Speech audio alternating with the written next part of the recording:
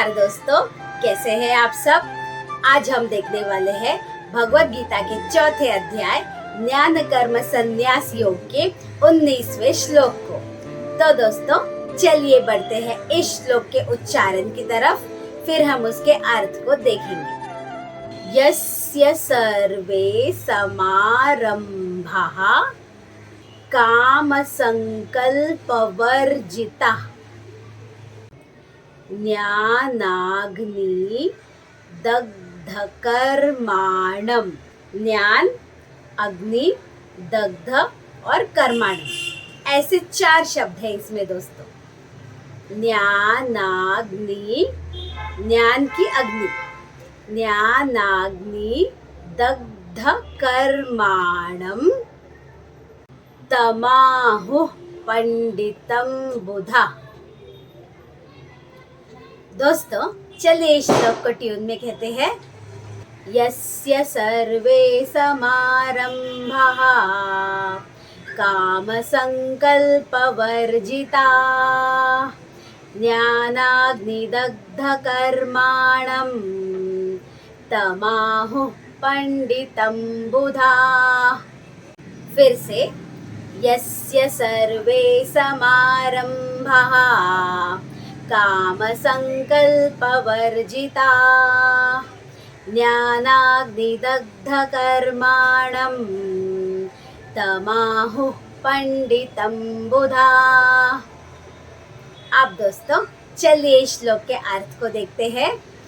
यस्य सर्वे समारंभाः, जिसके सारे प्रयत्न काम संकल्प वर्जिता। काम मतलब हमारी अलग अलग इच्छाएं इसके संकल्प से वर्जित है, मतलब इसके संकल्प रहित है। ज्ञानाग्निदग्ध कर्माणम, ऐसे इंसान के कर्म फल ज्ञान की अग्नि में दग्ध हो जाएंगे, मतलब जल जाएंगे।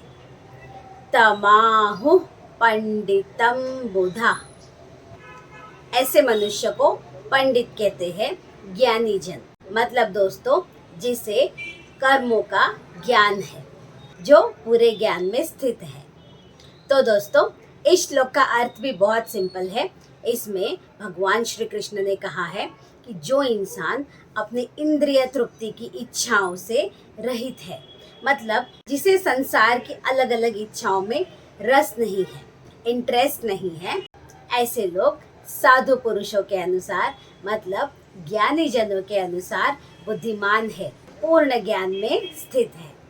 और इस तरह के कर्म करने वाले मनुष्यों के सारे कर्म फल ज्ञान की अग्नि से भस्म हो जाते हैं, दग्ध हो जाते हैं।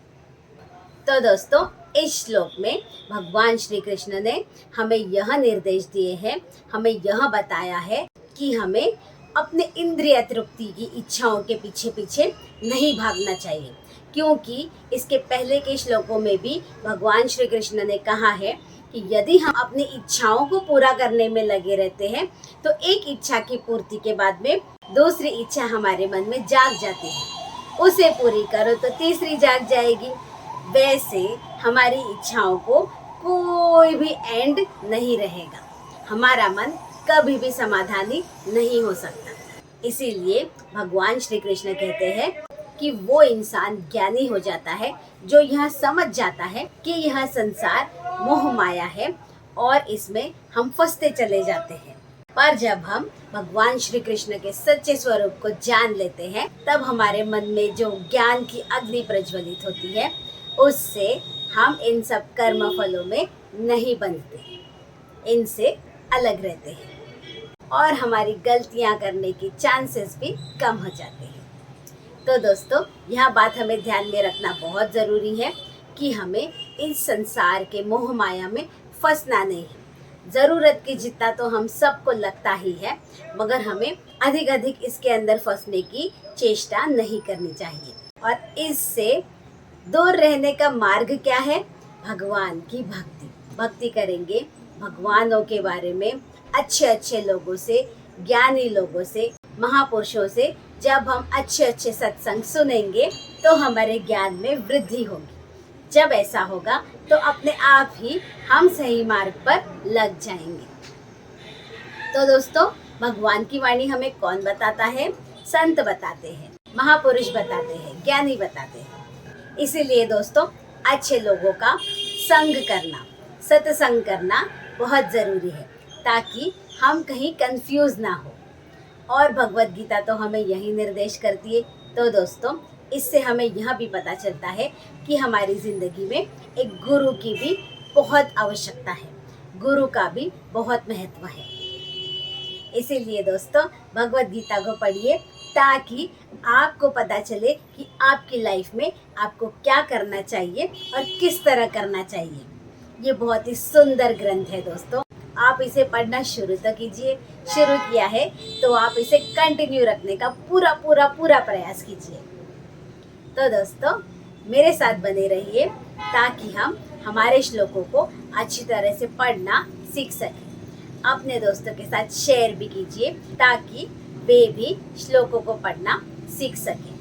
यदि आपको मेरे वीडियोस से कुछ भी हेल्प मिलती है तो फिर मेरे वीडियोस को लाइक कीजिए, मेरे चैनल को सब्सक्राइब कीजिए और अपने दोस्तों के साथ शेयर भी कीजिए। मुझे अच्छे अच्छे कमेंट्स देना मत भूलिए ताकि मुझे भी प्रेरणा मिल सके कि मैं यह काम को कंटिन्यू कर सकूं। यहाँ तक देखने के लिए और मेरे साथ बने रहने के लिए धन्यवाद। Thank you for watching till the end.